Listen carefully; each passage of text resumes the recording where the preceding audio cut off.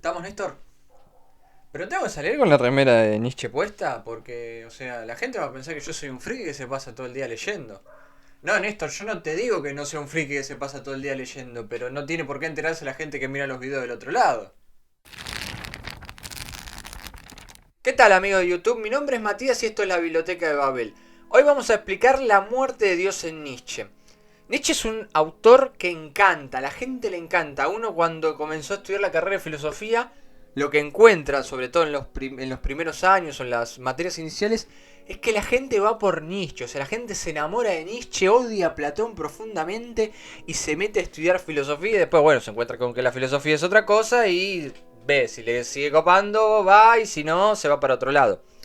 Pero la cuestión es que Nietzsche es un encantador que no se termina de entender, porque Nietzsche juega mucho con esto de que no todo tiene que ser entendido, y eso hace que se generen muchas malas interpretaciones, como que Nietzsche es un pensador agnóstico, o que Nietzsche pondera a Dionisio y quiere matar a Apolo, entre otras cosas, y genera una lectura muy equívoca, porque si bien Nietzsche es un escritor amplio que permite muchas interpretaciones, sigue una cierta línea su pensamiento, digamos, no puede cruzar cualquier barrera. Así que lo que vamos a hacer en este video es una breve guía, un explicativo de qué significa la muerte de Dios en Nietzsche, para que cuando quieras agarrar a Nietzsche puedas comprender para dónde van, digamos, los tiros en la literatura de Nietzsche. Así que, hecha esa breve aclaración, comenzamos. Lo primero que hay que decir cuando hablamos de Nietzsche es que es un autor que tiene una obra tan poética, tan metafórica y tan simbólica que de sus escritos se generan muchas interpretaciones, algunas de ellas incluso contradictorias. Es por eso que podemos encontrar en diferentes análisis un Nietzsche autoritario, un Nietzsche democrático, un Nietzsche nazi, un Nietzsche antisemita, un Nietzsche misógino, un Nietzsche feminista, entre muchos otros ejemplos. El problema aquí es que podemos cometer el error de creer que de Nietzsche se puede decir cualquier cosa, cayendo incluso en lo que suele suceder, que es un reduccionismo muy grande de sus ideas, sobre todo de las más centrales de su pensamiento. Lo segundo que hay que aclarar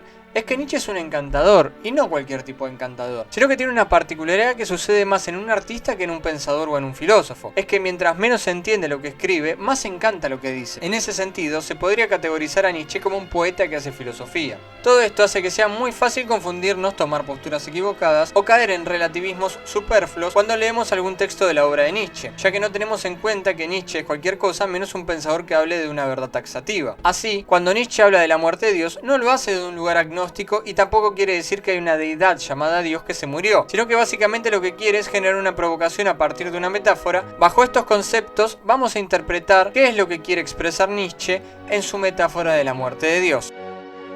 La crítica a la institución religiosa. Para Nietzsche, la idea de Dios que se plasmó en nuestra cultura occidental poco tiene que ver con la creencia como búsqueda, sino que tiene que ver con la creación de un dogma. Si hay algo más, ese algo más nunca se puede incorporar en una figura concreta, porque si lo hace, deja de ser ese algo más. Por ende, toda religiosidad que hable en nombre de la verdad traiciona su búsqueda. Lo religioso surge en la conciencia de saber que no lo podemos todo. Entonces hay que regresar a los antiguos dioses para volver a su aspecto más puro, en el cual sus prédicas funcionaban como creencias y no como saberes. Lee: el mayor acontecimiento reciente que Dios ha muerto, la fe en el Dios cristiano ha perdido toda credibilidad. Comienza ya a lanzar sus primeras sombras en Europa. Se ha vuelto duda alguna vieja y profunda confianza a ellos. Nuestro viejo mundo tiene que parecerles diariamente más vespertino, más desconfiado, más ajeno, más viejo. Los viejos dioses hace ya mucho tiempo en efecto se acabaron, encontraron su propia muerte riéndose. Esto ocurrió cuando la palabra más atea de todas fue pronunciada por un dios mismo. La palabra: existe un único Dios. No tendrás otros dioses junto a mí.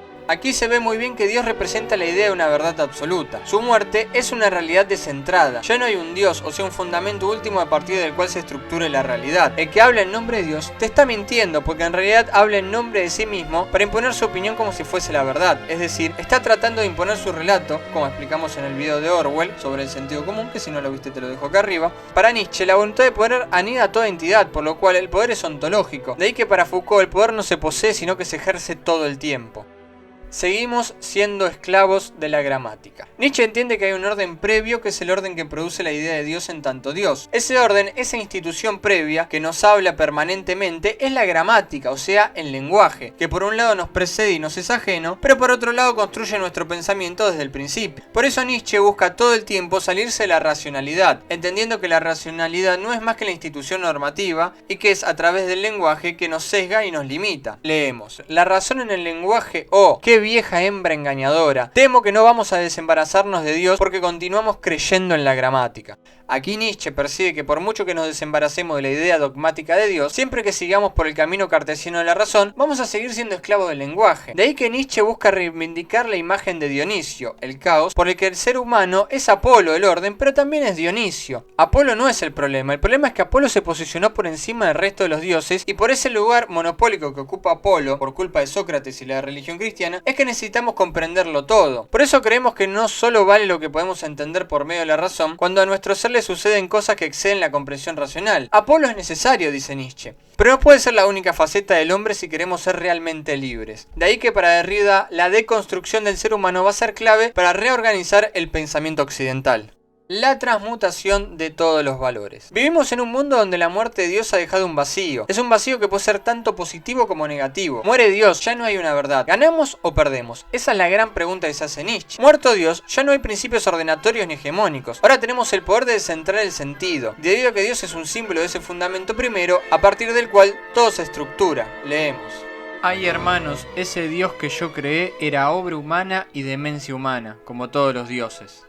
Lo que quiere decir Nietzsche con esto es que da igual que sea Dios, una vocación, un proyecto futuro, el amor o el dinero. En realidad, el problema es la necesidad de tener que crear un centro para que todo tenga sentido. Ya que si necesitas un centro para que la cosa tenga sentido, es porque sos religioso. No importa si crees en la religión de las instituciones o si solamente crees en el amor. Esa religiosidad te posiciona en un lugar de pasividad y esclavitud ante la vida. Leemos. Mejor ningún Dios, mejor construirse cada uno su destino a su manera, mejor ser necio, mejor ser Dios mismo. Aquí lo que quiere decir Nietzsche es que la persona que cree en Dios soluciona todo, no tiene ningún problema, porque no se tiene que hacer cargo de nada. Dios piensa por él, se angustia por él, resuelve el porvenir por él, construye su destino por él. El problema es que ese centro ordenador en algún momento deja de funcionar, porque inevitablemente va a haber una circunstancia que ponga esa creencia en duda. En cambio, asumir que ese centro siempre es impostado, que todo Dios siempre es una metáfora, es una actitud vitalista, porque posiciona a uno como responsable de todas sus acciones, ya que implica la decisión de hacernos cargo de nuestra propia vida y de nuestras propias acciones. De aquí que para Sartre el hombre siempre va a ser libre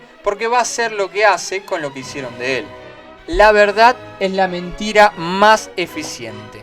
Para Nietzsche todos creímos en Dios durante muchos siglos porque no vimos su carácter metafórico. Ahora, en pleno siglo XIX, época en la que escribe Nietzsche, auge de la revolución industrial y con un avance tecnológico que ha cambiado la forma de vida de la gente, podemos ver su carácter metafórico. Porque esos cambios materiales que se producen en el mundo generan que la metáfora del Dios cristiano sea una metáfora en desuso. Por ejemplo, ya no vivimos en esa época en que la gente le tenía terror a la oscuridad. Entonces, la metáfora más importante de la creencia judeocristiana, que es la metáfora de Dios como luz, ya no tiene sentido con la invención de la electricidad. Entonces, vivimos en una época que, a diferencia de la Edad Media, nos permite emanciparnos de estas metáforas que nos ataron durante muchos siglos. Leemos. En verdad, ante la noticia de que el viejo Dios ha muerto, nosotros, filósofos y espíritus libres, nos sentimos como irradiados por una nueva aurora. Nuestro corazón rebosa agradecimiento, sorpresa, presente, expectativa. Por fin el horizonte vuelve a parecernos libre. Suponiendo incluso que no sea luminoso, por fin nos es lícito volver a zarpar con nuestros barcos.